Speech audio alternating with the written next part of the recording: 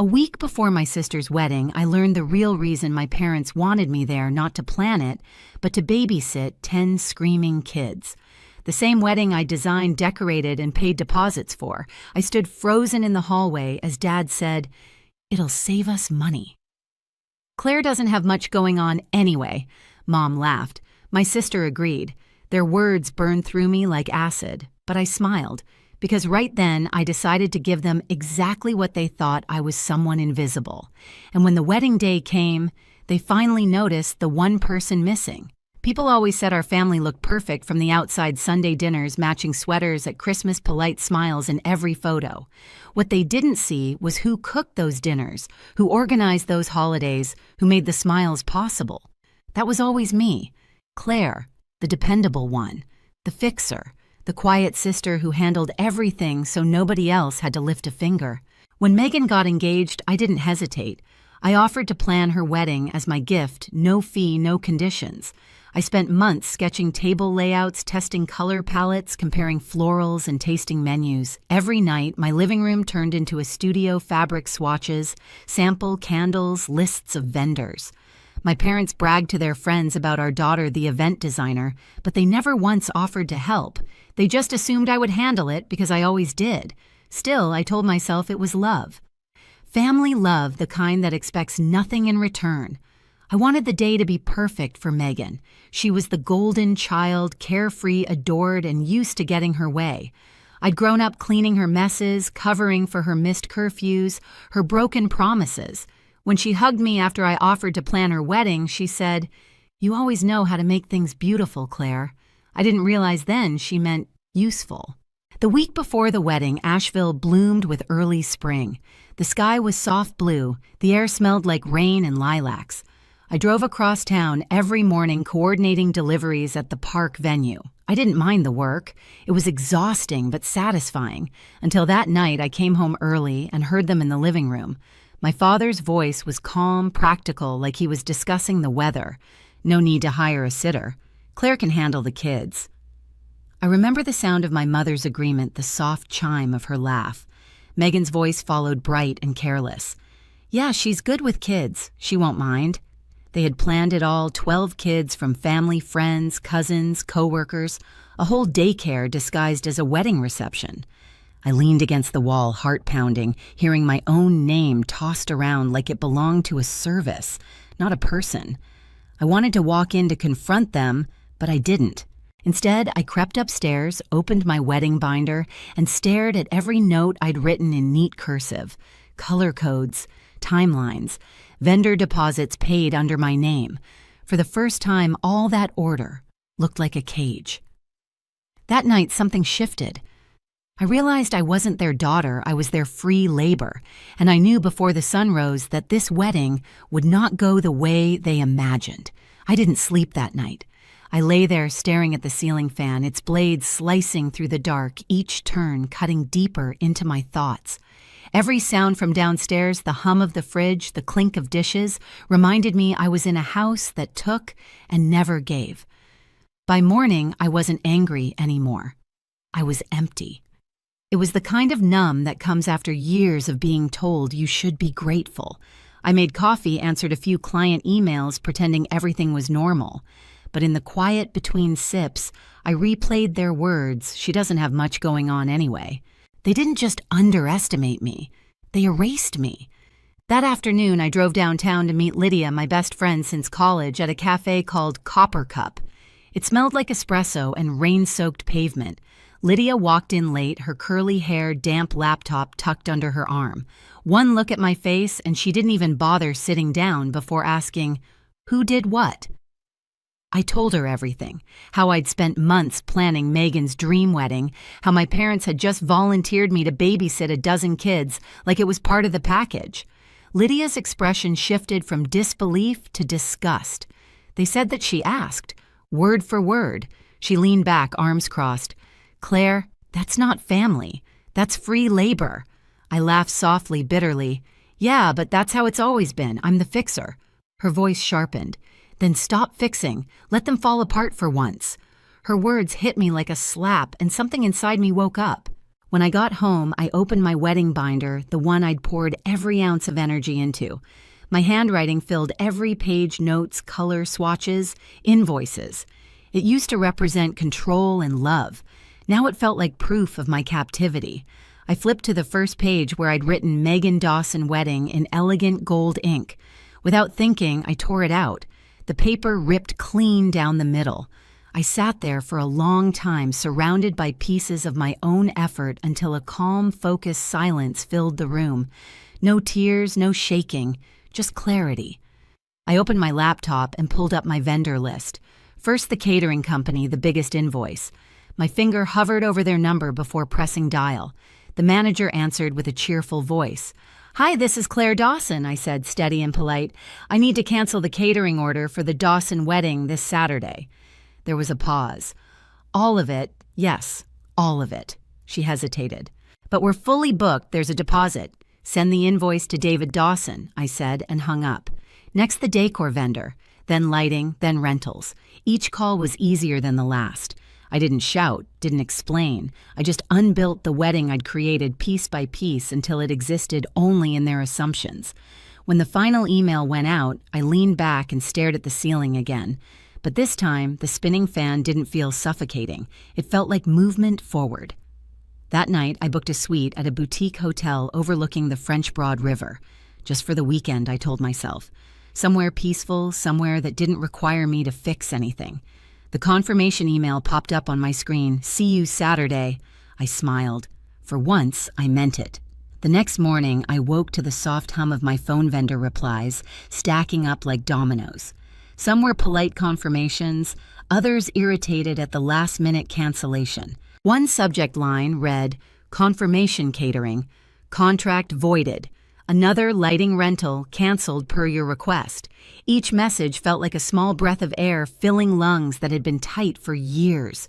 By noon, the Dawson wedding was gone, at least the version I'd built. All that remained was the chaos they'd created. I forwarded every email and invoice to my father with a single line, "Future correspondence should go to you." No explanation, no apology, just boundaries in writing.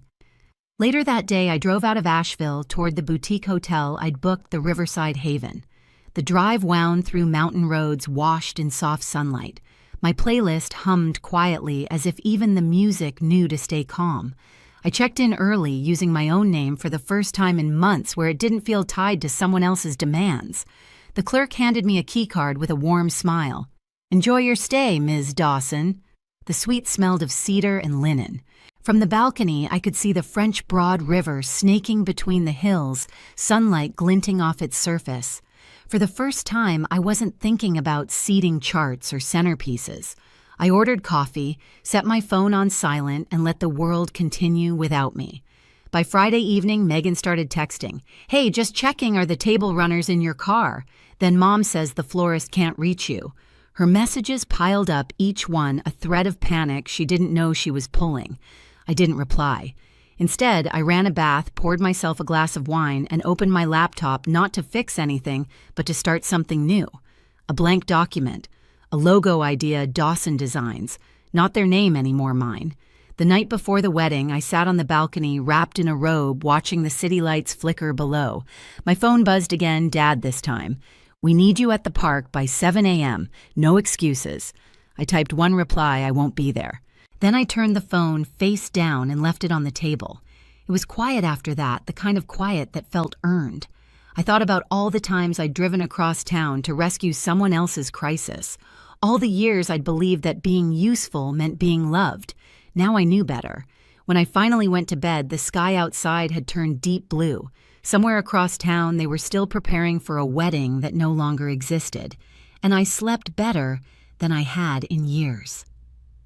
Saturday morning arrived bright and sharp, the kind of spring day every bride dreams of: blue sky, warm sun, a breeze light enough to make the flowers dance. But across town, that dream was unraveling thread by thread. I woke to sunlight spilling across the white sheets of my hotel bed, the smell of fresh coffee filling the room. I stretched slowly, no alarms, no rush, no obligations. For the first time in years, the morning was mine. I slipped into a robe and stepped onto the balcony overlooking the French Broad River. The water glittered, the city murmured below, and I let the calm soak into me. Then my phone started buzzing. Once, twice, then nonstop calls, texts, voicemails. I didn't need to look to know who it was. The first message flashed across the screen. "Megan, where are you? The caterers aren't here." I smiled. The coffee was still warm in my hand when the second message came. "Mom, Claire, please answer. Something's gone wrong." Then Dad, "Get to the park now." I set the phone down and took another sip. The taste of roasted beans and quiet satisfaction. The phone rang again. Megan, this time persistent as ever. I let it buzz until the ringtone looped twice, then answered just to hear the panic. Her voice came out high, cracked with desperation. "Claire, where are you? The tables are bare. The food's not coming, and there are kids. So many kids running around. No one knows what to do." I leaned against the balcony railing, eyes on the river. "Sounds like a mess." "Claire, this isn't funny," she snapped. "You were supposed to be here. We can't fix this without you." "Funny," I said softly. "That's exactly what you said about me a week ago, that you could handle everything." Her breath hitched. "You can't just walk away. It's my wedding." "And it was my work," I said. "But you didn't seem to care about that." There was a long silence, broken only by distant shouting on her end, someone yelling about napkins, a child crying, maybe a guest arguing. I could picture it perfectly, the chaos blooming where my order used to be. Then Megan's voice cracked again. "Just please, Claire, I'm begging you." I let the moment hang just long enough for her to taste it. Then I laughed, quiet, almost kind. "Don't wait for me," I said, "and don't wait for the buffet." She gasped, and before she could respond, I hung up. The phone vibrated again immediately, but I let it ring until it went silent. For the next hour, I didn't check it once. I read a magazine, ordered room service, and took my time with breakfast. The world outside could spin however it wanted. I wasn't part of that storm anymore. By noon, the messages poured in. Lydia texted first. "Are you seeing what's happening online?" Followed by a photo, a candid from a guest's Instagram story. Rows of empty tables, wilted flowers, and a group of restless kids tearing through the park in formal clothes. The caption read, "When your planner quits on the wedding day, #chaos." I laughed out loud, not cruelly, just in disbelief at how poetic it all was. Then another text came from Pamela, one of my mother's friends. "Claire, I don't blame you one bit. They took advantage for too long. Everyone's talking David's furious, Megan's crying. Linda's pretending she's sick. Total disaster." I set the phone aside and let the satisfaction sink in, not as vengeance, but as balance restored. By mid-afternoon, I went down to the spa for a massage I'd booked days earlier. The music was soft, the lights dim. As the therapist pressed gentle circles into my shoulders, I thought of every time I'd sacrificed my peace for theirs. Every favor, every "could you just" that had stolen another piece of me. It was all gone now. When I came back to my room, my phone had 27 missed calls. Dad had left a voicemail, his voice heavy with fury and pride swallowed by panic. "Claire, you've made your point. Come clean this up. You're embarrassing us." I deleted it without listening to the rest. Evening came and I stepped out onto the balcony again. From here, the city looked golden, the sun dipping behind the hills. I ordered a cocktail, the kind I'd always said was too expensive for me, and watched as the lights of downtown flickered on. Somewhere across Asheville, my family was still scrambling to put out a fire they'd started themselves. The next day, my inbox filled with aftermath. Pamela again sending updates like news dispatches. They hired a last-minute catering service sandwich trays for 150 people. Cost them $3,000. Another half the guests left early. People are calling it the most awkward wedding in town. I scrolled through each message, slowly absorbing the wreckage. Then came one from my cousin Matthew, who'd been there. "You were right to walk away," he wrote. "Uncle David tried to blame you, but everyone saw through it. Aunt Linda cried when the food truck showed up. Megan won't talk to anyone." I read it twice, then typed back, "Thanks, Matthew. Some lessons come expensive." That night, I poured another glass of wine and sat by the window, the city quiet beneath me. The chaos was over. The world hadn't ended. In fact, it felt like it was just beginning again, this time on my terms. When the phone rang once more, I almost didn't answer, but curiosity won. It was Megan. Her voice was smaller now, stripped of the usual confidence. "Claire, I just wanted to say I'm sorry. I didn't mean to make you feel used." I let her words hang. There was a time I would have filled that silence for her, softened it, forgiven her before she even asked, but not this time. "You didn't make me feel used, Megan," I said quietly. "You made me realize I was." She didn't reply. I heard a shaky breath, then a whisper. "We'll never fix this, will we?" I thought for a moment. "You never fixed it before," I said. "So why start now?" And with that, I ended the call. Outside, the last light of the day broke across the river like gold glass. I raised my glass to it and whispered almost to myself, to boundaries. 2 days later, I drove back home. The air felt lighter, the kind that follows a storm, finally spent. My house was quiet, no voicemails, no texts, just peace. On the kitchen table, sunlight pooled over my laptop, still open to my new project folder, Dawson Designs. My first independent clients had already replied to my proposals with yeses. Then came a message from Aunt Valerie. "I was at the wedding," she wrote. "They deserved every bit of it. You did the right thing." Her words landed soft but steady like a hand on my shoulder. I opened social media out of curiosity. Photos from the wedding were everywhere, empty tables, kids in stained suits, guests leaving before the cake was cut. The caption said, "Enough disaster, mismanaged, no food." None of them mentioned my name. For once, the chaos didn't belong to me. That night, I poured tea and stood by the window watching the streetlights blink on. Somewhere across town, my parents were probably arguing about who to blame.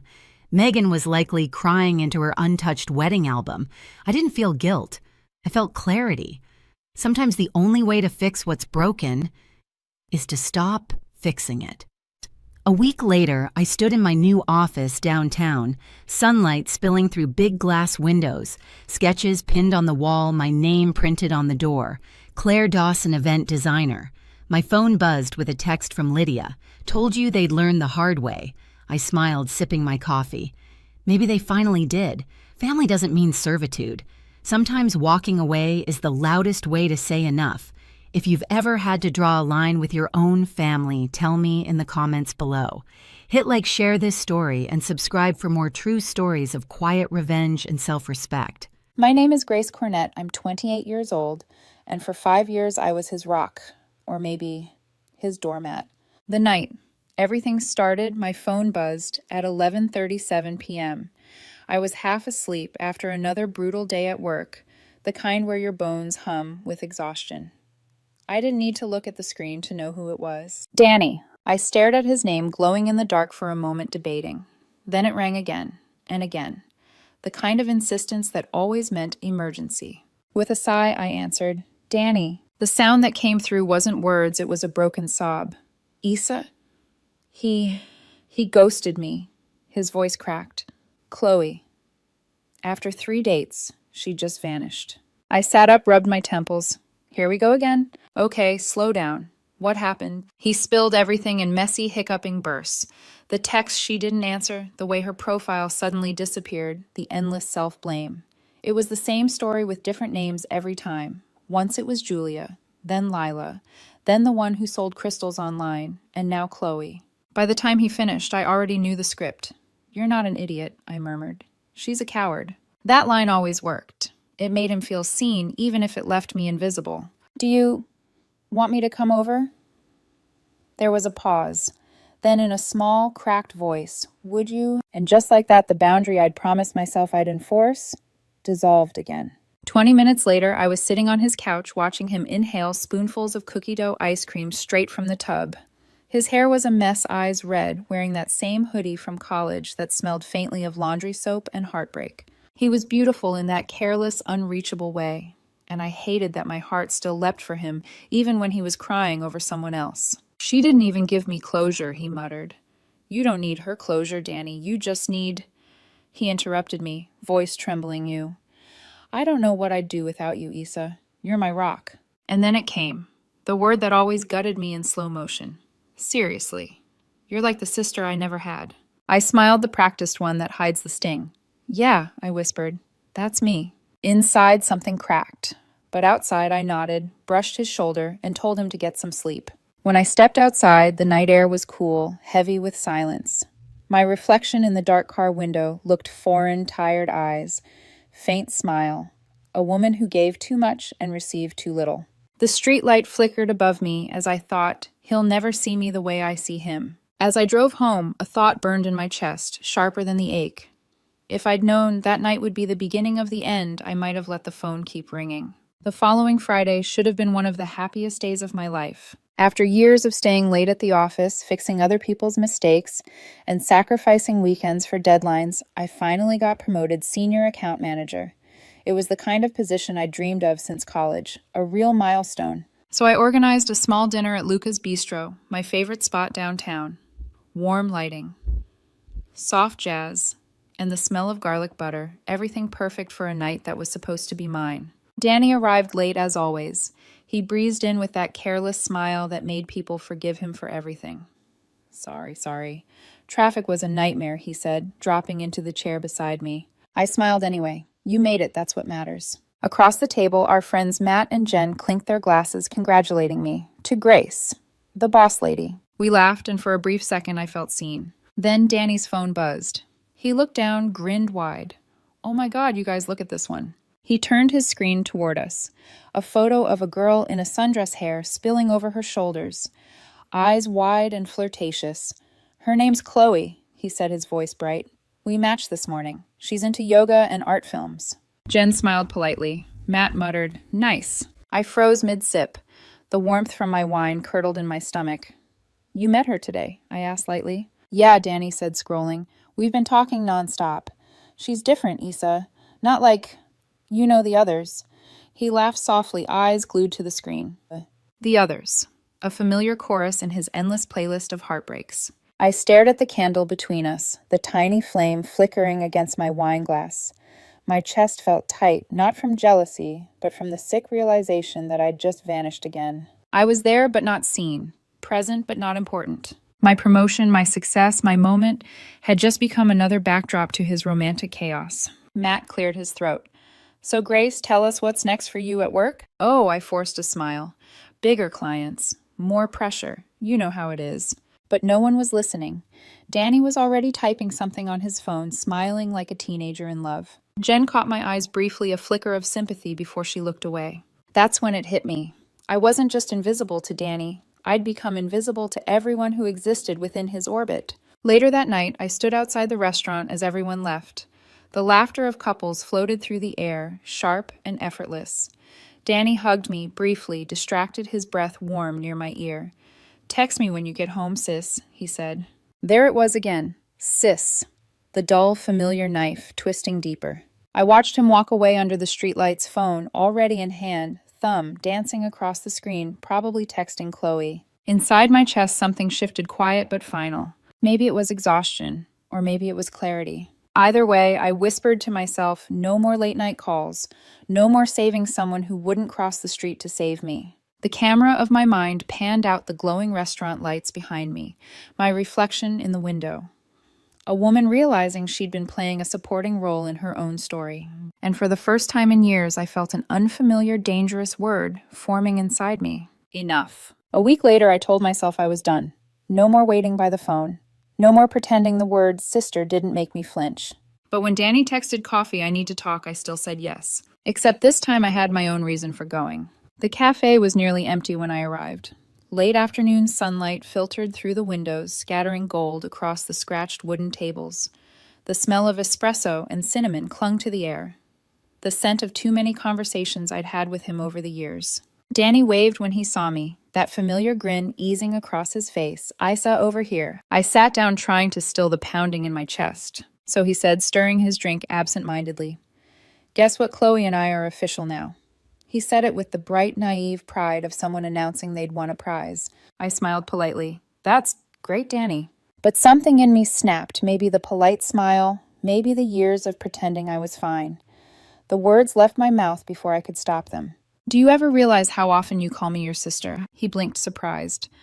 Yeah, I guess because you're like family to me. You've always been there. That's the problem, I said quietly. I'm always there. Every heartbreak, every crisis, every time you need someone to pick up the pieces. And I do it because my throat tightened. Because I care about you more than I should. He froze. His spoon clattered softly against the cup. Issa? I'm in love with you, Danny. There it was. The truth. Raw and trembling, hanging in the air like a confession in church. For a second, he just stared at me, eyes wide. Then he smiled, soft, kind, devastating. Issa, what we have is special. You know that. But it's pure. It's not messy like that. Messy, I repeated, my voice barely above a whisper. Yeah, he nodded earnestly. You make me feel safe. With Chloe, it's different. There's that spark, that excitement. You know. The word safe landed like a hammer blow. The nicest possible way to say you don't make my heart race. I stared at him, really looked the boy I'd known since college, the man I'd carried through every storm. And in that moment, I finally saw it. He didn't love me. He loved the way I loved him. I forced a small smile. So I'm your safety net. No, he said quickly, reaching for my hand. You're my foundation. There's a difference. A bitter laugh escaped before I could stop it. Foundations don't get noticed, Danny. They just hold everything else up while no one looks down. He blinked confused, maybe even hurt, but I didn't owe him clarity anymore. I pulled a few bills from my wallet, and placed them beside my untouched coffee. Congratulations on your relationship, I said, my voice steady, eerily calm. I hope your spark doesn't burn out too fast. His lips parted like he wanted to say something, but I was already walking toward the door. Outside, the sky had turned dusky blue. A chill swept through the air, brushing against my face like a benediction. Behind me, I heard him call Issa. Wait, but I didn't. For 5 years, I'd waited for him to see me. Now it was his turn to watch me walk away.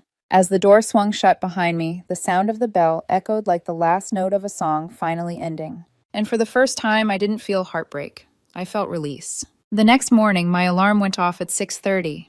I stared at the ceiling for a full minute, waiting for the familiar ache in my chest. But there was only silence. No buzz of incoming messages, no flood of good morning sis texts, no emotional emergency waiting to hijack my day. The quiet was strange, like waking up in a new apartment where even the echoes didn't know your name yet. And then slowly it became peaceful. By noon, I had done something I should have done years ago. I opened my phone and one by one erased him. Block, delete, mute, remove connection. Instagram, Facebook, messages, even LinkedIn, because apparently friendship can haunt you even in the workplace tab.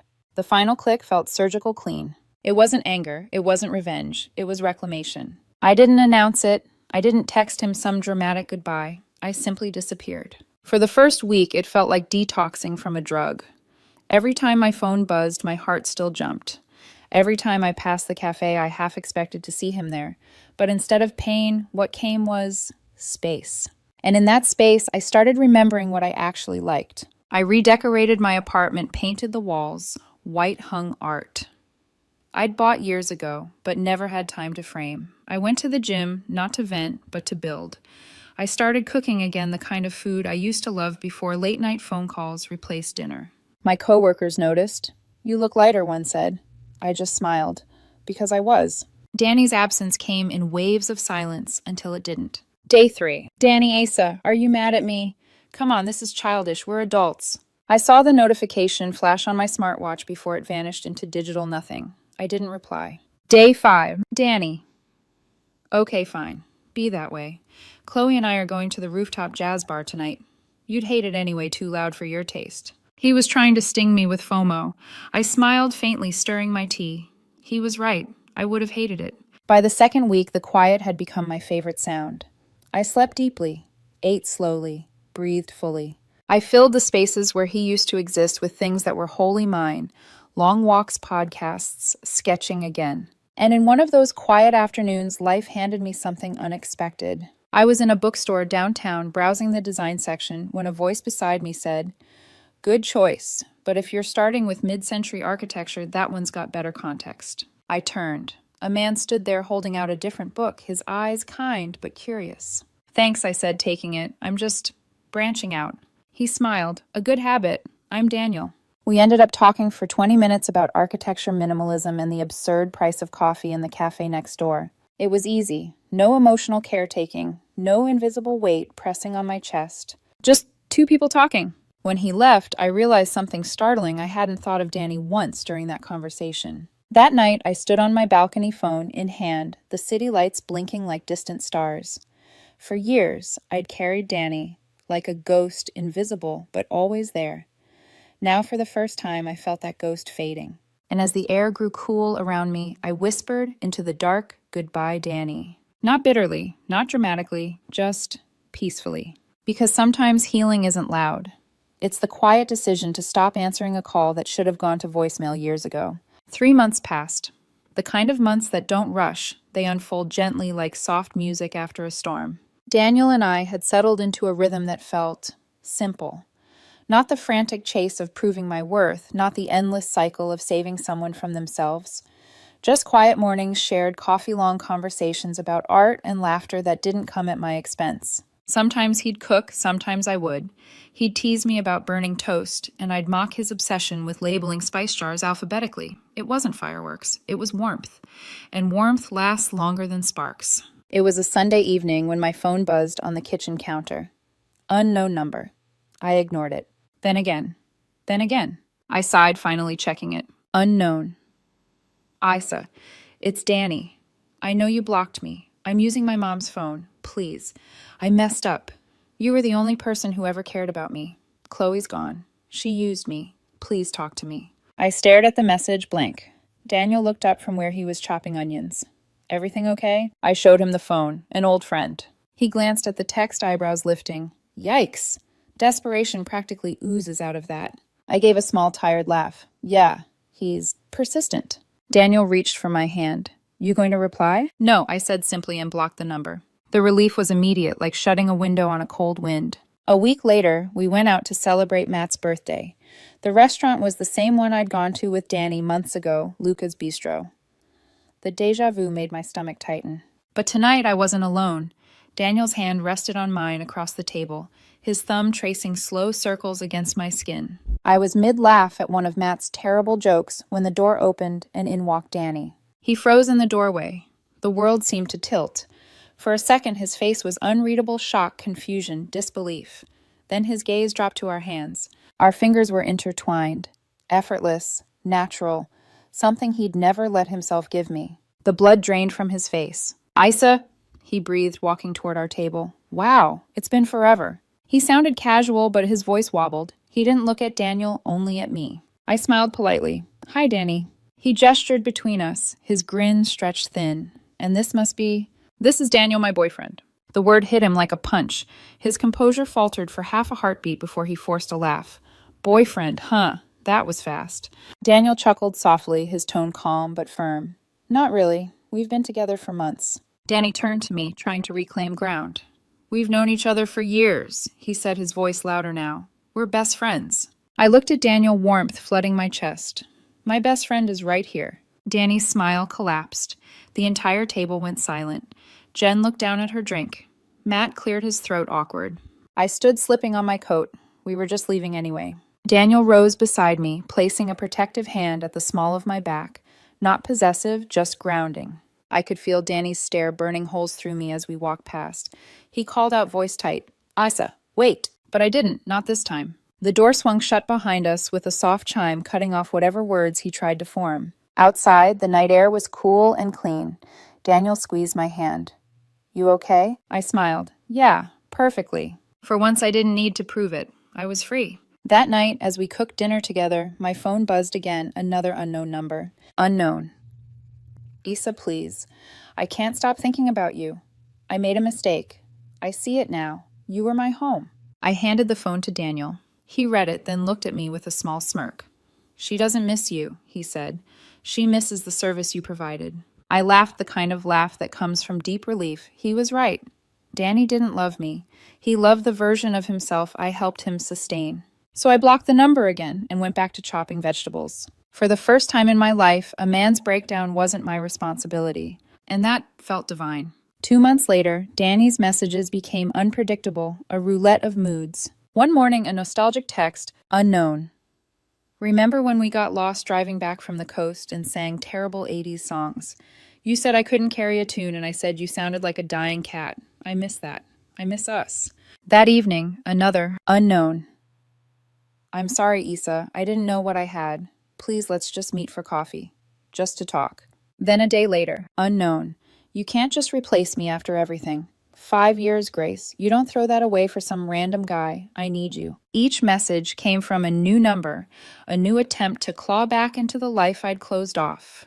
And each time I hit block with the same calm finality as before. Daniel and I joked about it sometimes. He'd glance at my phone and say, "Guess your brother is having another crisis." We'd laugh not cruelly but freely because the pain wasn't mine to carry anymore. Then came the final scene.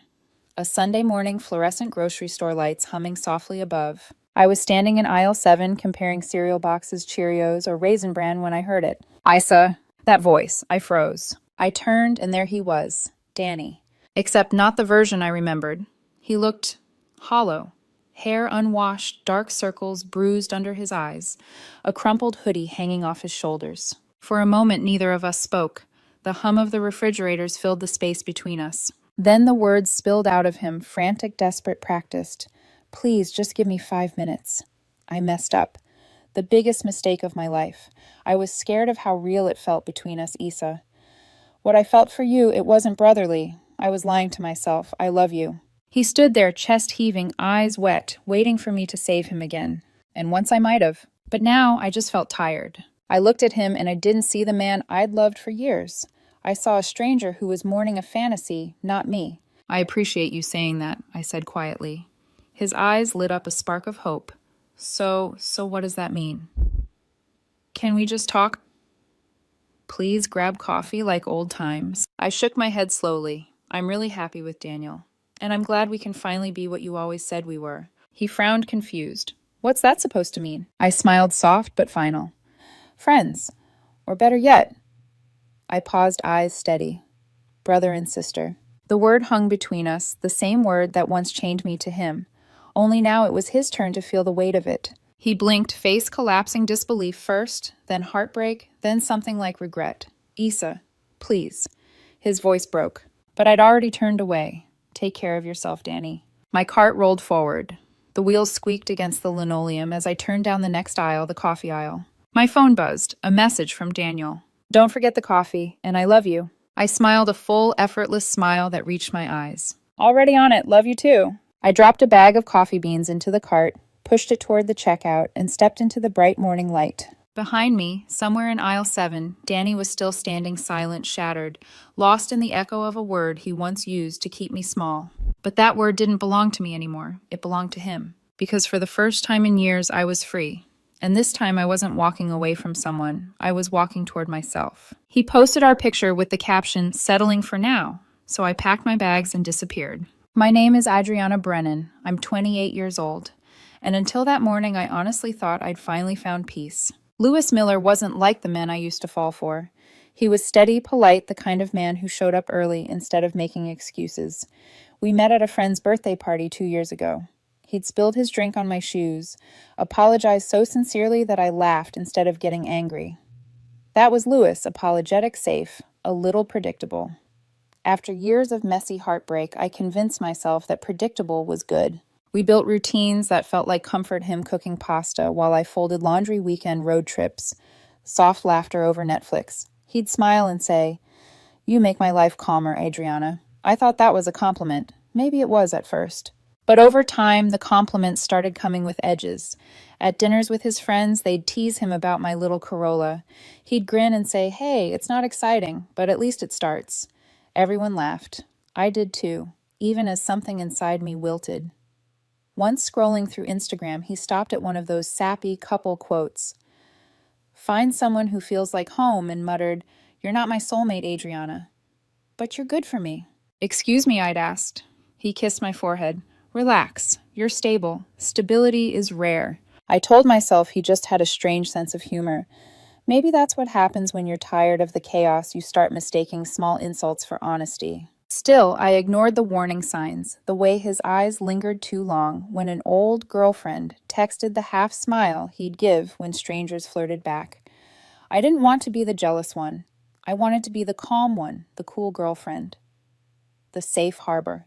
That Sunday morning, everything cracked. We went to a little cafe near the park. He ordered an avocado toast and a mimosa, his usual. When a stranger offered to take our picture, we leaned into each other. smiling. It looked perfect, the kind of photo couples frame. While I was stirring sugar into my coffee, Lewis was already uploading it to Instagram. I didn't think twice until my phone buzzed with a message from my best friend Tess.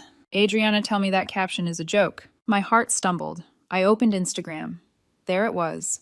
Our smiling faces under bold letters, settling for now. For a moment, I actually refreshed the page, thinking I'd misread it. But no, the likes were climbing. Comments, too. Hello, old savage. At least he's honest, girl, what? Heat climbed up my neck. My stomach twisted. I looked across the table. Lewis was humming, scrolling on his phone, completely at ease. Lewis, I said carefully. What's that caption supposed to mean? He looked up like I'd asked about the weather. What caption? Settling for now, under our picture. He smirked. Oh, come on, you're taking that seriously. It's a joke. Chill. A joke? You thought it'd be funny to tell the world you're settling for me? He laughed lightly, sipping his mimosa. Babe, everyone posts the same cheesy stuff. I want it to be different. It's sarcasm. My friends will get it. My friends don't, I said. They're already texting me. He rolled his eyes. That's because your friends are uptight. You're being sensitive again. The word sensitive hit harder than the caption. It wasn't teasing, it was dismissal. I stared at him. You just announced to hundreds of people that I'm a placeholder, Lewis. He set his phone down, annoyed. You're twisting it. I didn't say you're a placeholder. I said settling for now. Meaning you're the kind of person someone settles with. For life. That's a compliment. I felt the air leave my lungs. For life. He meant boring. He meant safe. He reached for my hand. Don't ruin brunch over a caption. I pulled away. My voice came out steady. You meant it, didn't you? For the briefest second, his eyes flickered guilt, maybe. But then came the smirk again. You're overreacting. If this is how you handle a joke, maybe that's the real issue. The chatter of the cafe blurred. Silverware clinked. Someone laughed at another table. Sunlight hit the empty glass between us. And something inside me just stilled. I pushed my chair back quietly. Right, I said. You could do worse. His brow furrowed. What's that supposed to... But I didn't let him finish. I stood, left a few bills on the table, and walked out. He didn't follow. He never does when it matters. Back at his apartment, he sprawled on the couch, scrolling TikTok as I slipped into the bedroom. I packed only what was mine. Laptop, toothbrush, 2 shirts. I didn't slam doors. I didn't make a scene. I just zipped. The bag, looked around one last time, and walked past him. Where are you going? He asked without looking up. Home. Don't sulk all day. Seriously, lighten up. I nodded. Sure. The door clicked shut behind me. By the time I reached my car, my phone was already vibrating. Lewis, are you seriously leaving over a caption, Lewis? Wow. Drama much. Lewis, grow up. Adriana. I turned the phone face down on the passenger seat. That night, the calls came 6 in a row, then a voicemail, his voice half drunk, pleading and mocking all at once. Everyone knew it was a joke. Stop acting like the victim. Call me back. I didn't. The next morning, more texts. Unbelievable. You're ghosting me. You'll never find someone as patient as me. Don't bother coming back. I blocked the number, then his Instagram, then every trace of him. It wasn't rage I felt. It was relief, the kind that burns clean. That evening, I sat by my window watching the city lights and whispered to myself, he wanted to be funny. He just didn't realize the punchline would be him. And somewhere in that silence, something inside me finally exhaled. Silence is supposed to feel empty. But that week, my silence had weight. It pressed on Lewis heavier than any fight could have. I didn't block him out of spite. I did it for oxygen. For the first time in years, my phone wasn't a battlefield. No pings, no sarcastic texts disguised as love, just quiet. At first, it was peaceful. I cooked dinner for one, watched the city through my balcony, let the hum of traffic replace his voice.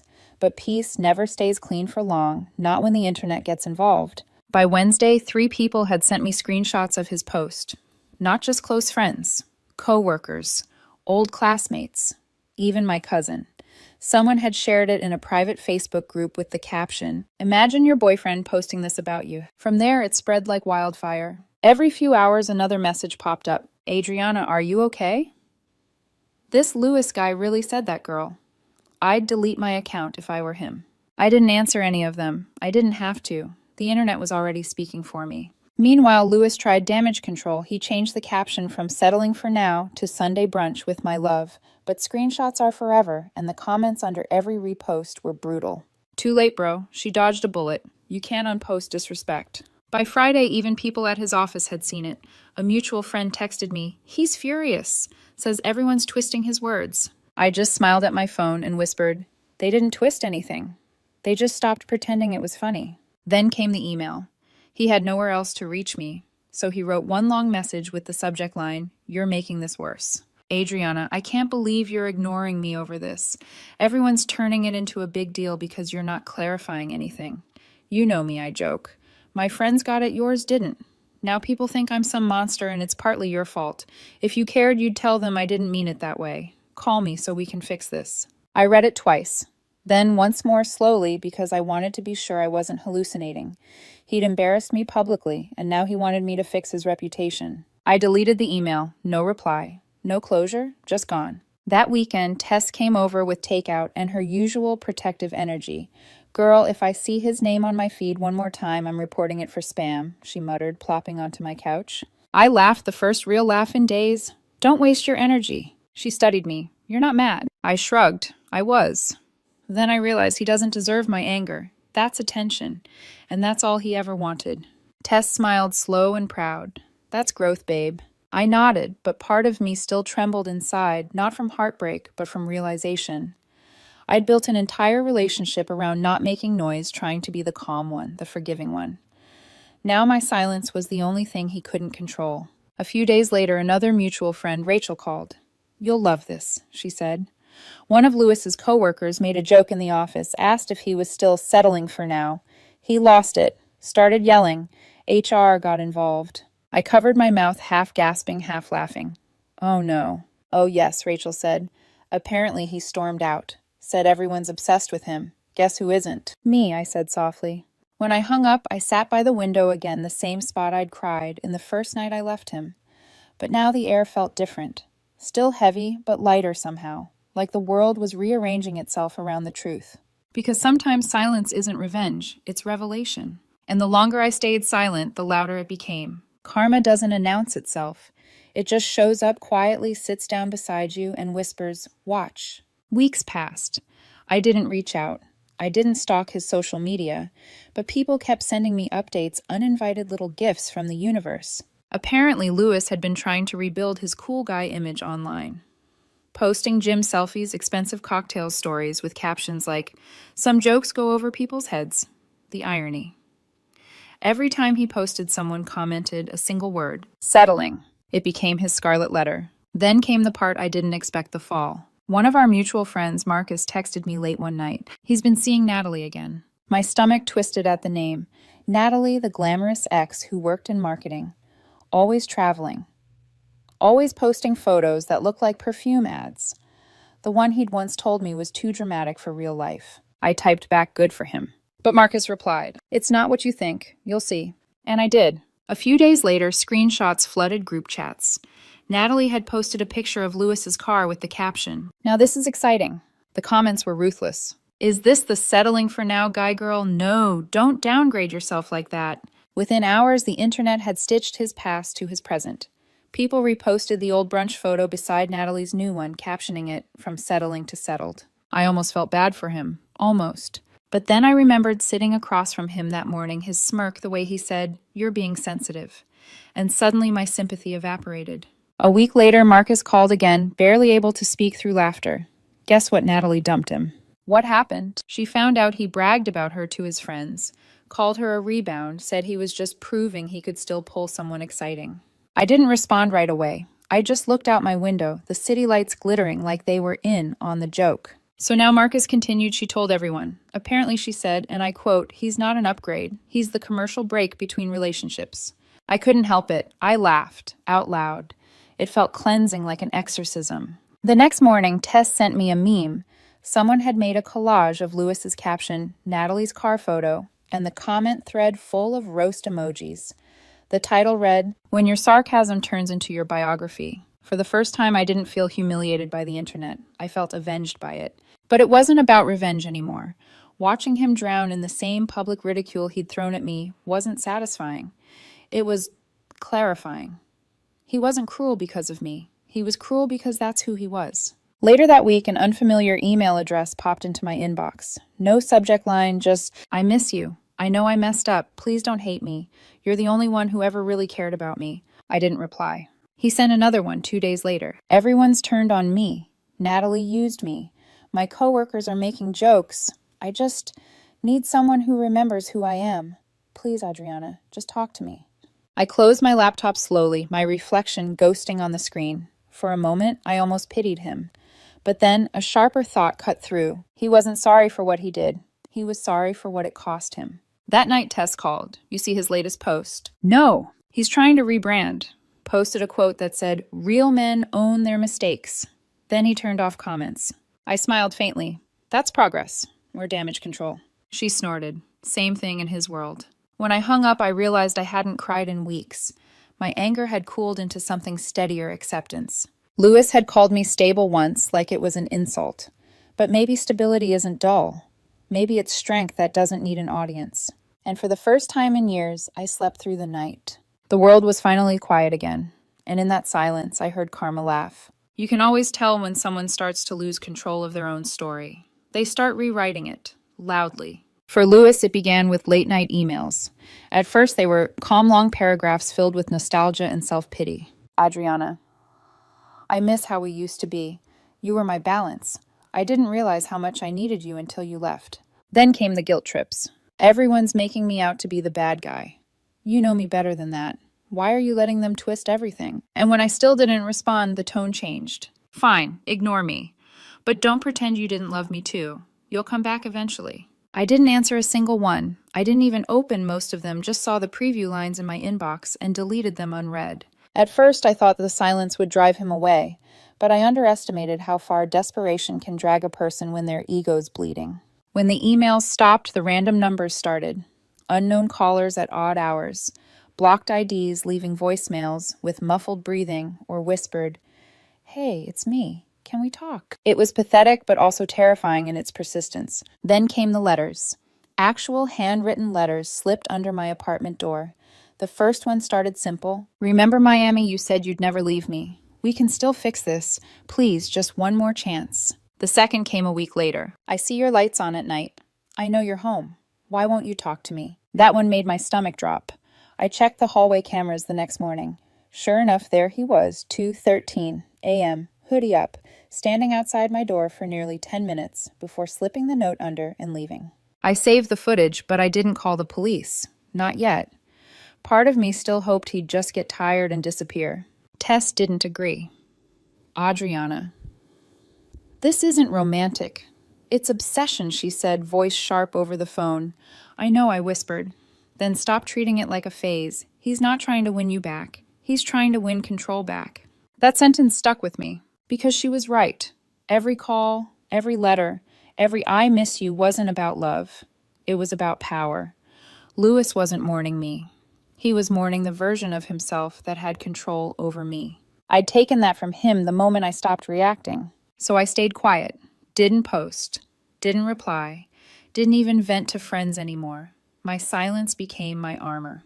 And the quieter I became, the louder he unraveled. One night, the doorman texted me. "Hey, someone dropped off a bag for you. Said it's from Lewis." I told him to throw it out. He hesitated. "You sure there's a framed photo in it?" That was all I needed to hear. Trash it. The next morning, there was another email. No subject. Just, "You threw away the only proof we had. Guess that's what I get for loving someone cold." I didn't respond. By month 2, even his anger was cracking. The tone shifted again from rage to desperation to pleading. "Please just tell me you hate me. Anything. I can't stand this silence. You don't have to take me back. Just don't pretend I never mattered." Reading those words, I felt something strange. Not pity, not fear, just clarity. He wasn't chasing me anymore. He was chasing forgiveness, because forgiveness would mean he could stop feeling guilty. But I wasn't going to give that to him. Forgiveness wasn't owed, it was earned, and he hadn't even started. The last message he ever managed to send came from yet another unknown number. It read, "If you don't reply, I'll come find you. I need to see you." That was the moment I stopped hoping he'd fade away. I saved the text, forwarded it to a friend who worked in property management, and by the end of the week, I had a new lock, a new number, and a new rule for myself. No more ghosts. Because ghosts only haunt places that welcome them, and I was done living in haunted spaces. It had been almost 6 months since I'd heard from Lewis, By then, his name had faded into a quiet part of my mind, the kind of thought you brush past like a scar you don't feel until someone points at it. Life had moved on. I'd transferred to a new apartment closer to work. My evenings were filled with yoga, new friends, and the kind of laughter that didn't carry any weight. Then, one Friday night, Tess convinced me to go with her to a friend's birthday party at a rooftop bar downtown. The city was glowing music, thumping people talking over clinking glasses. It felt normal until I saw him. Louis. He stood near the bar, nursing a drink, wearing that same casual half smile that used to disarm me. But something about him was different now, a heaviness around his eyes, a tension in his posture. For a moment our eyes met. His widened just slightly, and I felt that old instinct, the one that used to make me straighten my shoulders and prepare to be calm for him. But it didn't come, not this time. He approached slowly, cautious, as if afraid I'd vanish. Adriana, he said quietly. Wow, you look incredible. Thanks, I replied, polite but distant. He hesitated. Can we talk just for a minute? Every part of me wanted to say no, but there was something in his tone softer, stripped of arrogance. I nodded once. We stepped aside to a quieter corner near the railing. The city lights shimmered below us. He took a deep breath. I owe you an apology. I didn't say anything, just watched him. He continued. That post, it was the stupidest thing I've ever done. I thought I was being funny clever. But it was cruel. You didn't deserve that. You were the best thing that ever happened to me, and I threw it away because I didn't want to admit I was scared. Scared of what I asked softly. Of being ordinary, he said. You made me feel safe. Too safe. And I thought that meant I was settling. But I wasn't. I was just at peace. I didn't know how to handle that. For a brief moment, something tugged at me, pity maybe, or memory. The boy I used to love was flickering behind those tired eyes. I've thought about you every day, he said. Every single one. I can't move on. You were my home. I let him finish, then smiled faintly. Louis, you once told the world you were settling for me, and now you're saying I was your home. He swallowed hard. I didn't mean... You did, I said gently. Maybe not with malice, but with truth. Because deep down you thought I was the safe choice. The boring one. The woman who'd never leave no matter how much you chipped away at her. His eyes glistened. That's not fair. It's honest, I said. You weren't scared of being ordinary Louis. You were scared of loving someone who saw through you. He fell silent. I stepped closer, my voice calm but certain. You made me your punchline, and I let you. But that version of me, the one who needed your approval to feel whole, she's gone. He blinked, stunned. Adriana, please.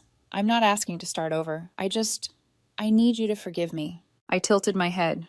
Forgiveness isn't silence, Louis, it's peace. And I already have mine. For a second, the city wind caught his breath. He looked smaller somehow, like a man finally realizing the joke had never been funny. He whispered, You really won't come back. I smiled. You had me once, Louis, and you made it a caption.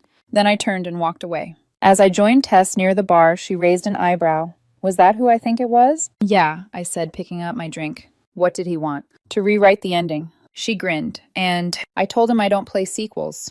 Tess let out a low whistle. That's cold. Not cold, I said quietly. Just done. We clinked glasses, laughter blending with the music as the night rolled on. Behind me, I could still feel Louis's gaze, not angry this time, not defiant, just lost. But I didn't turn back, because sometimes walking away isn't an ending. It's the only way to start again. By the time autumn rolled around, Louis had become nothing more than a faint echo, the kind of name that no longer stirred emotion, just distant memory. I was thriving in ways I didn't even know were possible. Work had promoted me to team lead. My new apartment had floor-to-ceiling windows that caught the sunrise. I spent my weekends reading in cafes or taking solo road trips just because I could. Peace didn't mean loneliness anymore. It meant freedom. Then, one evening, Tess called, voice buzzing with gossip. You're going to want to sit down for this, she said.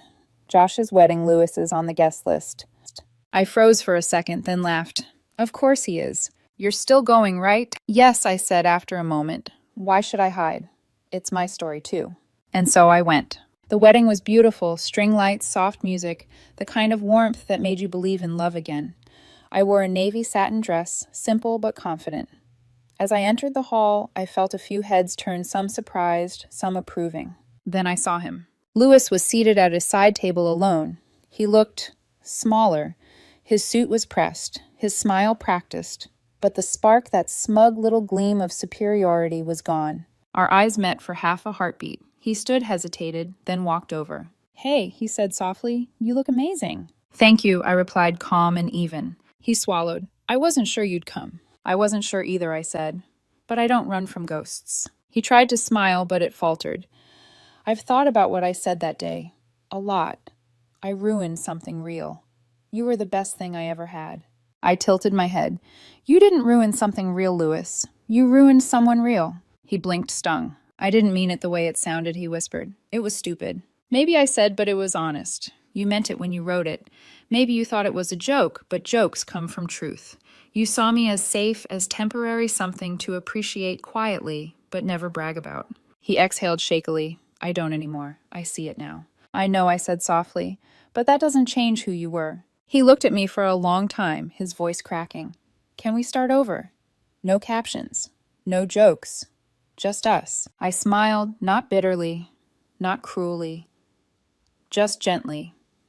"You once called me a placeholder, Louis, but I was never the one settling. You were." His mouth opened, but no words came out. "You made me a punchline," I said quietly, and I turned it into a lesson. Then I stepped back, the music swelling around us. He whispered almost to himself, "You really moved on, didn't you?" I nodded. I already did.